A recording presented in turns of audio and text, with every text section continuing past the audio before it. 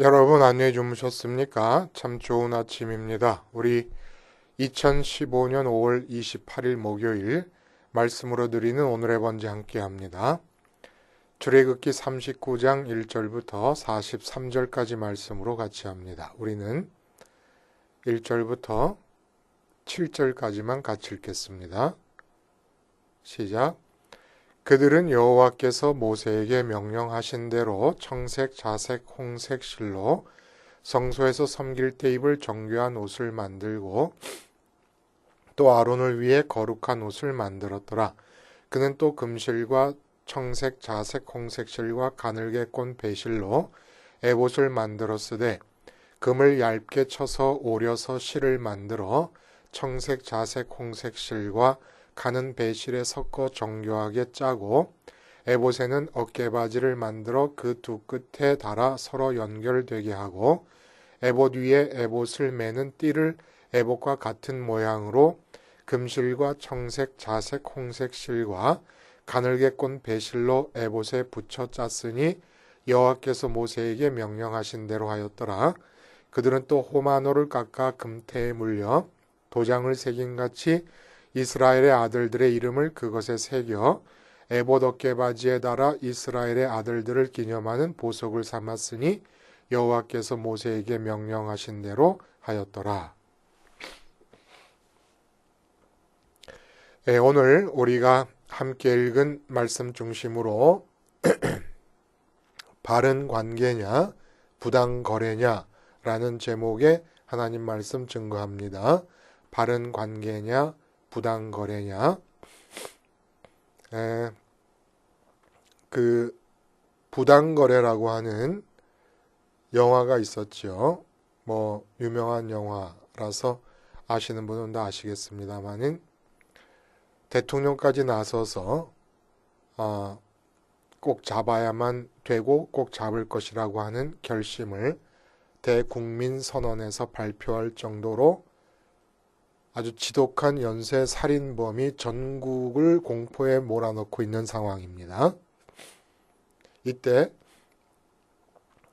상황이 이러니만큼 경찰들이 굉장히 심리적으로 압박을 받게 됩니다. 그런데 첫 번째 용의자였던 자가 살해를 당해서 죽게 되면서 그가 연쇄살인마가 아니라고 하는 것이 알려지자 경찰들이 당황을 합니다. 그러니까 이제 경찰 수뇌부에서 고민을 하다가 가짜 연쇄살인범을 만들어내겠다는 계획을 세우게 됩니다. 그래서 대통령과 나라의 윗분들 그리고 국민들을 이제 거짓으로라도 안심시키려고 그래서 여기에 이제 그 베테랑 형사가 발탁이 되어서 이 베테랑 형사는 거짓으로 범인을 잡는다는 계획을 다 알고 경찰대학을 못 나왔기 때문에 승진에 늘 문제가 있었던 그런 열등감이 같이 연결되면서 이 거짓 연쇄살인범을 잡음으로써 승진의 어떤 기회를 포착하겠다고 하는 그런 야망을 가지고 이 일에 가담하게 되고 조폭 출신의 건설회사 사장과 결탁해서 거짓 살인범을 만들어냅니다. 그래서 잡는데 이 거짓 살인범이 또 타락한 검사의 스폰서여서 검사와 이 형사 간에 갈등이 생기고 결국은 비극으로 끝나고 이 거짓된 검찰은 장인이 검찰의 수뇌부에 있기 때문에 또 거짓으로 덮어주면서 유야무야 돼버린다고 하는 참 이 내용을 보면 사람이 정말 더럽고 악하다라고 하는 느낌을 받게 되고 또 그것을 전달하려는 그 영화의 메시지가 그것을 전달하는 의도가 있지 않았나 하는 생각이 들어요. 여러분 우리가 선택받은 사람들이에요. 하나님이 많은 사람들 중에 70억 인구 중에서 나를 선택하셨고 우리를 선택해 주셨습니다. 그러면 이 선택함을 받은 선민이 도대체 누구냐? 라고 묻는다면 여러 가지로 표현할 수 있습니다. 그런데 오늘 본문과 연관되어서 선민이 누구냐라고 하는 것에 대한 대답은 하늘에 계신 하나님과 땅에 있는 사람들 사이에 존재하는 자다. 이렇게 얘기할 수가 있습니다. 그래서 하늘에 계신 하나님과 관계를 맺습니다. 그리고 땅에 있는 사람과도 관계를 맺고 살아갑니다. 근데 이 관계가 부당거래로 되어버릴 수가 있습니다. 아담 이후의 타락의 상태에서 하나님에 대한 관계와 인간에 대한 관계, 인간에 대한 관계는 내가 내 자식을 대할 때도 관계가 아니라 부자지간의 관계가 아니라 부당거래가 돼버립니다. 아담 타락 이후에 부부가 관계를 맺고 살아도 관계를 맺는 것이 아니라 부당거래가 되어버립니다. 하나님과의 관계가 어그러지면서 인간의 모든 관계가 부당거래가 되어버린다는 얘기예요. 그러면 그렇게 부당거래로 꽉 찬 삶의 내용을 바꾸어서 바른 관계로 가득 찬 그런 삶을 살려면 어떻게 해야 되느냐? 제사장이 돼야 된다는 겁니다. 오늘 본문이 바로 그 내용이에요. 제사장이 되지 않으면, 그것도 예수님 때의 대제사장은 제사장 자신이 부당거래를 자행합니다. 그런 부당거래를 자행하는 제사장이 아니라 본래 하나님께서 계획하신 모습대로의 제사장이 되지 않으면 부당거래로 가득 찬 삶을 벗어날 수가 없고, 부당거래라고 하는 영화의 내용이 새드 엔딩으로 끝나는 것처럼 우리의 삶 역시도 부당거래로 지속된 삶을 살다가 그렇게 끝나버리고 말 것이고, 부당거래를 하고 있는 도중에도 그렇게 행복하겠습니까? 그렇다는 얘기예요. 오늘 본문은 제사장의 옷이 만들어졌다는 얘기를 합니다. 성막이 다 만들어지고 이제 마지막으로 제사장의 옷이 만들어졌다는 이야기를 하고, 맨 마지막 부분에는 이제까지 만들어진 모든 것들을 모세가 다 점검을 하는 것으로 성막 제작이 끝이 납니다. 그럼 이 제사장의 옷이 만들어졌다고 하는 것을 통해서 우리들에게 전달해 주시려는 메시지가 뭐냐는 것이에요. 만인 제사장의 시대를 살고 있는 우리들에게 하나님은 구약에서부터 설교를 하신 것입니다. 옷이 무엇입니까? 우리의 신분과 위치를 말해주는 거예요. 옷 벗었다 그러잖아요. 사표 내거나 은퇴하거나 할 때 옷 벗었다 그러는 것과 마찬가지로 신분과 지위를 말해주는 것인데, 하나님과의 관계에서의 신분과 지위, 사람과의 관계에서의 신분과 지위, 거기에 사명과 의무까지 같이 곁들여서 말씀해주고 계시는 것이지요. 먼저 어떤 것이냐 그러면, 제사장의 옷은 굉장히 화려하고 그 구성이 섬세합니다. 먼저 이 하얀 배로 짠, 고운 배로 짠 속옷을 입습니다. 그 위에 파란색의 겉옷을 입습니다. 그리고 그 위에 갖가지 색과 금실을 섞어서 짠 에봇을 입습니다. 그리고 에봇의 어깨 위에는 견대가 달립니다. 견장이 달리고 가슴에는 흉패가 달립니다. 그리고 견대 위에는 호마노 보석을 양쪽 좌우에 새겨가지고 12지파의 이름을 6개씩 좌우에 새겨놓고, 흉패에는 12개의 보석을 그 흉패에 달아서, 가슴에 붙인 흉패에 달아서 또 하나하나의 보석마다 12지파의 이름을 써넣습니다. 머리에는 또 관을 쓰게 되고, 이렇게 화려하고 정교한, 보통 사람들이 입는 옷 속에서는 찾아볼 수가 없는 그런 옷이 뜻하는 바가 뭐겠습니까? 야곱이 12아들 중에서 요셉을 편애할 때 채색 옷을 입히지 않습니까? 바로 그 편애를 말합니다. 선민에 대한 하나님의 편애. 근데 편애라고 말할 수 없는 이유가 사랑의 주권자이시기 때문에 그 누구도 하나님에 대해서 공정성과 불공정성의 기준을 제시할 수 있는 자가 없기 때문에 그러니까 참 사랑을 받는 입장에서는 황송한 일일 뿐이지요. 이 편애를 뜻하는데 우리 그렇잖아요. 자기 스스로 옷을 입지 못하는 어린아이들, 아장아장 걷는 어린아이들의 옷차림을 보면 엄마 아빠의 마음이 거기 그대로 다 표현이 되어 있습니다. 얼마나 잘 입힙니까 요새? 얼마나 아이들이 이뻐요. 그렇게 입혀갖고 나가면은 완전히 무슨 뭐 장식품처럼 이쁘게 만들어. 그리고 또 애완용 개들도 보면은 아주 이쁘게 옷을 입히거나 미장원에 가서 털을 다 깎고 이렇게 가꾸는 그런 개들도 있어요.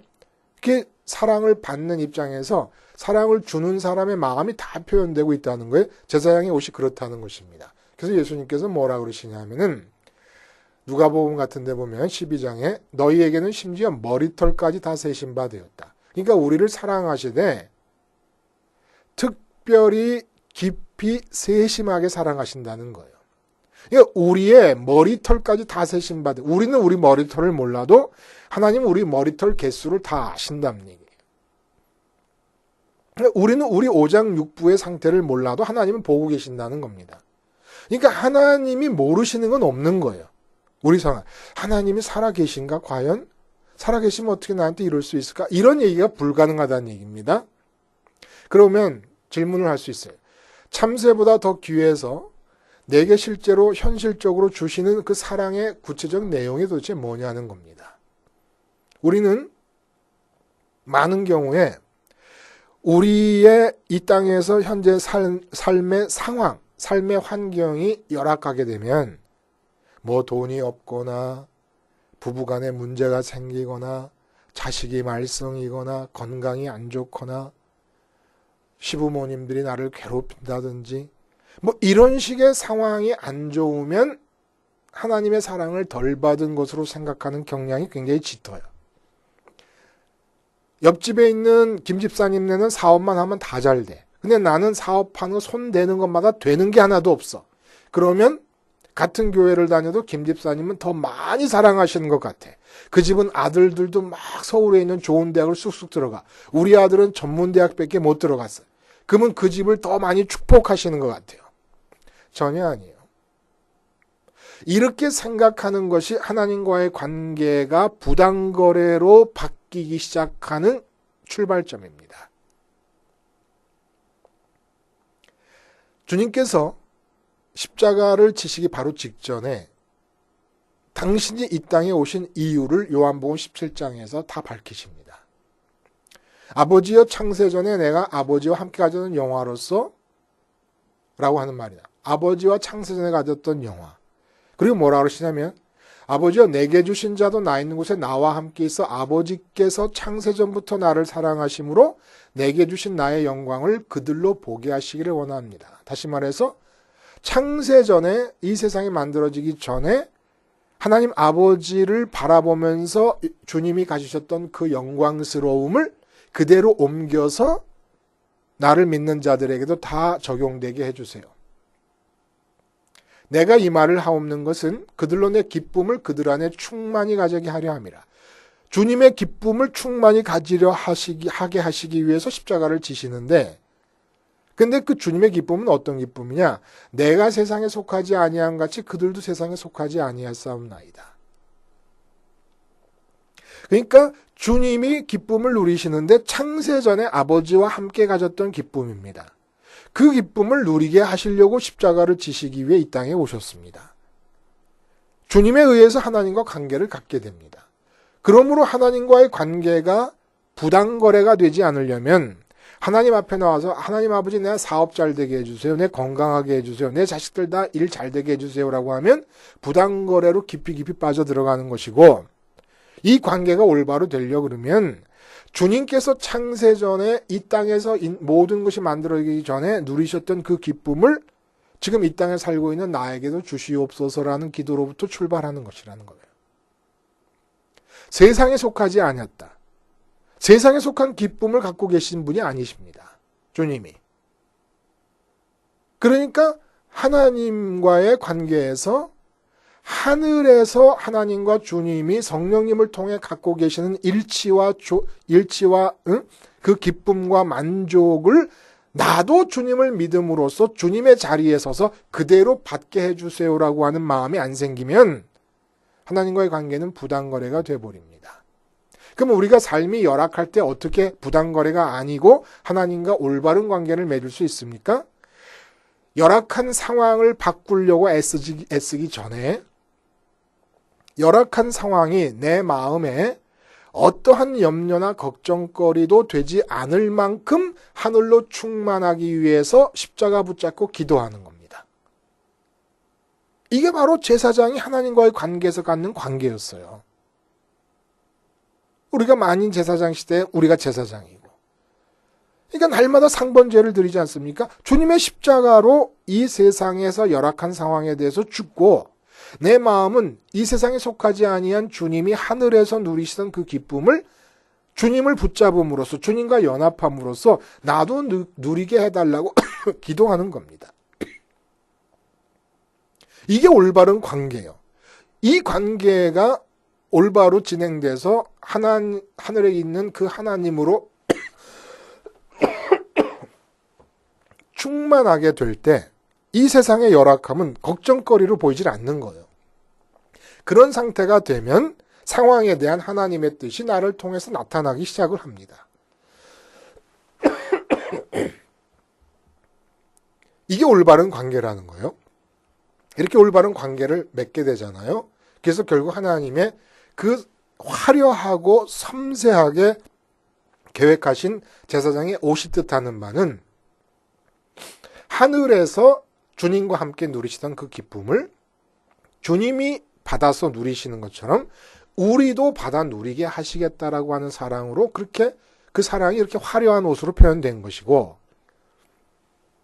이렇게 하나님과의 관계에서 내가 이 세상에 대해 죽고 나는 마음을 드리고 하나님은 당신 자신을 주심으로써 관계가 올바르게 성립될 때 나타나는 일이 사랑관계의 일이라는 겁니다. 그게 바로 견대와 흉패로 표현되고 있다는 거예요. 견대의 12지파 사람들의 이름을 써요. 그건 뭡니까? 어깨 관계, 그리고 가슴에 12보석의 12지파 이름을 써요. 그러면 제사장이 이 12지파를 관계하는데 가슴 관계, 어깨 관계. 좀 달리 말하면 어깨로 사랑하고 가슴으로 사랑하라는 얘기예요. 그리고 이 사랑의 가능성의 근거가 뭐냐? 어떻게 제사장은 그렇게 이스라엘 12지파를 어깨로 사랑하고 가슴으로 사랑할 수가 있느냐? 이 가능성의 근거가 바로 하나님과의 관계에서 얻은 하나님 사랑으로 인한 하나님 당신 주심을 누릴 수 있으므로 가능하다는 얘기입니다. 어깨 사랑은 뭐예요? 의무예요, 의무. 하나님의 관계가 부당거래가 되지 않았으면, 올바른 관계가 되었으면 하나님으로 충만합니다. 하나님으로 충만한 자가 사람에 대해서 갖는 관계는 의무적으로 그 사람을 사랑하는 거예요. 의무적이라는 얘기는 오직 그 사람만이 나와 만나고 있는 동안에 그 사람의 필요만이 이슈가 된다는 뜻이에요. 이게 어깨 사랑이고 의무적인 사랑이라는 얘기입니다. 내가 내 아내를 만난다 그러면 하나님과의 관계를 부당거래가 아니라 올바른 관계로 맺은 사람, 십자가를 통해서 하나님 자신을 갖게 되고 주님이 창세전에 누렸던 그 기쁨을 갖는 사람은 오직 아내가 이슈가 되는 겁니다. 또 자식을 대할 때도 마찬가지고, 사장님을 대할 때도 마찬가지고, 부장님을 대할 때도, 친구를 대할 때도 마찬가지. 그들이 이슈가 되는 거예요. 그게 의무라는 거예요. 어깨 사랑에, 어깨에 짊어져야 된다는 겁니다. 근데 그 어깨에 짊어지는 것이 하나님으로 충만하게 되면 내가 짊어지는 게 아니니까 주님께서 말씀하시기를 내 멍에는 쉽고 가볍다고 얘기를 하신 것이에요. 의무적인 사랑. 그리고 이 가슴은 흉패. 의무만 갖고야 사랑할 수 있겠습니까? 근데 하여간 이 의무도 내 마음에는 하나님으로 충만함으로써 내게 주어진 열악한 환경조차도 근심거리고 걱정거리가 안 되는 상태가 된 거예요. 그러니까 의무적인 사랑이 어려운 게 아니지요. 내 코가 석자일 때 타인에 대한 의무적인 사랑이 어렵지만 내가 충만할 때는 어려운 게 아니에요. 자, 그래서 의무적인 사랑인데 가슴에 힘빼 가슴으로 사랑한다는 건 뭘 뜻합니까? 그러면 그 사랑의 구체적인 내용이 뭐냐는 거예요. 그 내용이 뭡니까? 하늘을 가진 자가 하늘을 못 가진 자를 바라볼 때 갖는 하늘과 땅 차이에서 나오는 이 격차에서 뭐가 생기냐면 긍휼히 여기는 마음과 자비의 마음이 생기는 겁니다. 내가 하늘을 가진 자가 됐을 때 하늘을 갖지 못한 자를 바라다 볼 때 그 격차와 낙차만큼 크기의 긍휼이 생기는 거예요. 내가 다른 사람들을 볼 때 긍휼히 여김이 전혀 없다 그러면은 낙차가 없는 겁니다. 낙차가 없고 내가 하늘에 있지를 못한 거예요. 낙차가 없다는 것은. 그러니까 사랑의 마음이 안 생기는 거죠. 근데 제사장은 뭐 하는 사람이에요? 날마다 상번제를 드린다. 이 상번제는 드리는 제사장이나 상번제를 드린다고 하는 것을 알고 있는 전국에 흩어져 있는 이스라엘 사람들이나 모두에게 자기의 제사입니다. 그러니까 날마다 상번제를 진행하면서 자기가 죽고 하나님께 마음을 보내드리는 게 제사장들이에요. 그래서 하나님으로 충만해서 마음이 하늘로 충만하게 될 때 12지파 사람들에 대한 긍휼히 여기는 마음이 생기게 됩니다. 이 가슴 사랑이에요. 우리가 바로 그렇게 사랑을 해야 된다. 그러니까 우리가 이 땅에서 하나님과의 관계가 부당거래의 내용은 뭐죠? 하나님과의 관계에서 분명히 우리의 믿음의 주이신 예수님은 이 세상에 속하지 아니했다고 그리고 그분이 세상에 속하지 아니한 그분의 기쁨이 우리에게 옮겨지는 것이 신앙과 복음의 이유라고 말하는데 내용이고 근데 우리는 자꾸 세상 것을 향해서 하나님께 기도를 한다. 이게 부당거래입니다. 근데 이제 이런 부당거래가 다 끝이 나고 하나님과의 관계가 올바른 관계일 때 우리는 사실 이 땅에서 더 필요한 게 없어요. 근데 하나님 왜 살려두시는 겁니까? 내가 만나는 모든 사람을 위하여 제사장의 역할을 하라는 겁니다. 하늘을 가진 자로서 낙차를 느끼면서 그들에게 긍휼을 베풀고 의무적으로 그들을 위해 기도하라는 거예요. 의무적으로. 오직 그들의 문제만을 이슈로 삼으라는 얘기입니다. 그러니까 내가 지금 사업이 잘 안 될 때 그 사업을 타게 해나가는 선민의 모습, 제사장이 된 선민의 모습은 어떤 모습이냐? 사업이 안 되는 게 걱정거리로 느껴지지 않을 만큼 하늘로 충만해집니다. 십자가 붙잡고 기도하면서 상번제를 드리면, 나의 번제를 드리면서 그리고 나서 마음이 충만해지면은 사업이 잘 못 되는 것을 문제 삼지 말고 그 사업과 연관된 사람들을 걱정합니다. 내 사업이 잘 돼서 내 이익을 빨리 챙겨야지라고 생각하지 말고 내 사업과 연관되어 있고 나와 연관된 가족들 이 모든 사람들의 필요를 생각합니다. 생각하되 하늘을 가진 자로서 하늘을 못 가진 자로 보는 것이지 내 자식이 옆집 자식은 명품 신발을 신고 다니는데 내 자식 놈은 아주 싸구려 신발을 신고 다니는구나. 그러니까 나도 비싸게 신발을 사줘야 되겠다. 이런 긍휼이 아니라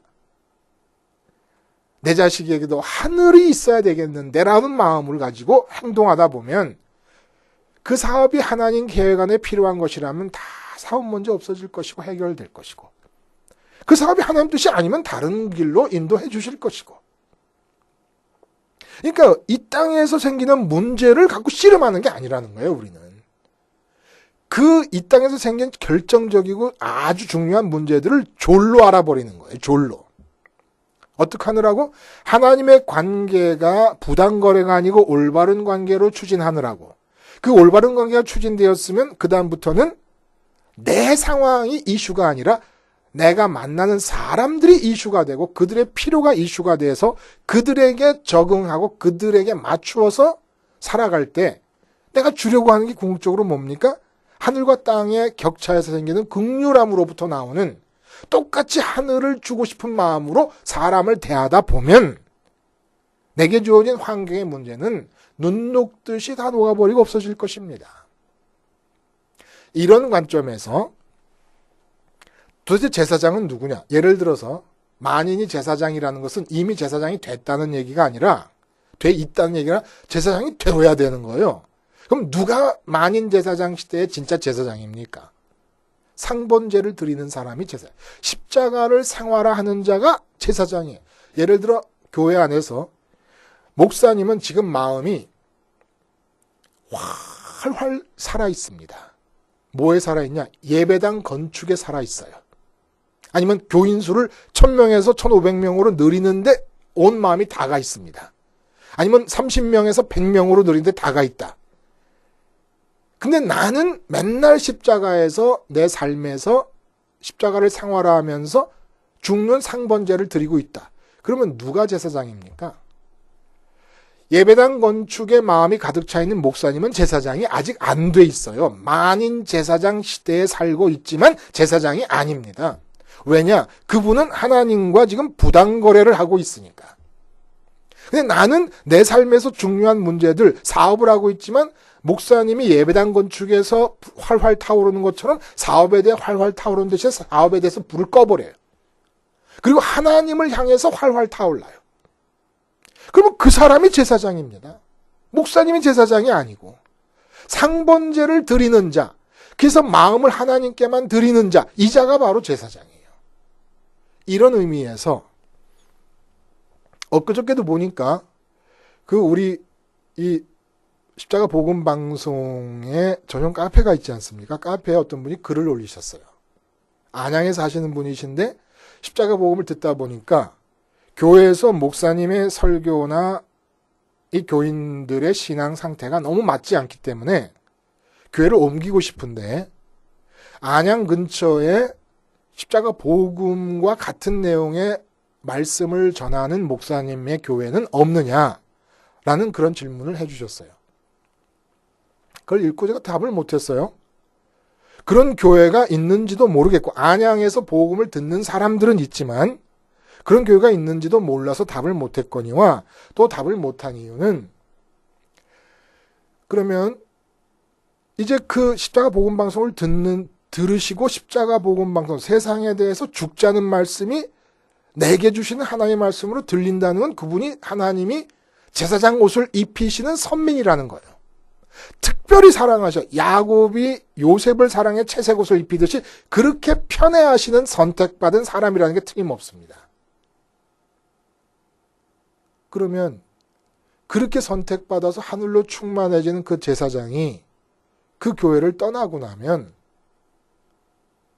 십자가 생활화를 하지 못하는 아직도 만인 제사장 시대에 제사장이 못 되고 있는 모습을 보이는 목사님부터 장로님으로 그 교인들은 그들을 위해서는 누가 이제 제사장 노릇을 하겠습니까? 결국은 하나님께서 그 잘못되어 있는 십자가 생활화라고 하는 복음의 핵심이 삶 속에서 표현되지 못하고 있는 그 교회 안에 있는 나에게 십자가를 생활화할 수 있도록 이렇게 말씀을 전해주신 이유가 뭐겠습니까? 그 교회 사람들을 어깨로 가슴으로 사랑하라는 얘기예요.